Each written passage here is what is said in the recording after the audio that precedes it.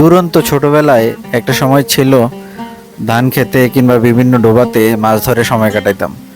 এখন না সেই পর্যাপ্ত সময় নাই যে আসলে এভাবে মাছ ধরে সময় কাটাবো। দেশে জরুরি অবস্থা চলছে আর 144 ধারা মোবাইলে নেটওয়ার্ক নাই, তাই ভাবলাম ডোবাতে মাছ ধরে সময় কাটাই। মাছ ধরতে এসে চোখ আমার রক্ত খায় কোন সময় পড়ে গেছে টেরও পাই নাই একদম। অবশেষে যে মাছ পাওয়া গেল, আসলে পরিশ্রমের তুলনায় লস প্রজেক্ট। এই মাছ ধরার জন্য এত কষ্ট।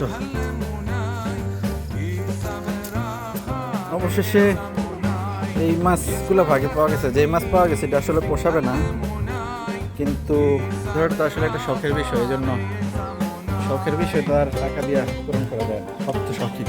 মাছ ধরার এক্সপিরিয়েন্স আপনাদের সাথে শেয়ার করলাম, আশা করি আপনাদের ভালো লাগছে। ওকে, সবাই ভালো থাকেন, আল্লাহ হাফেজ।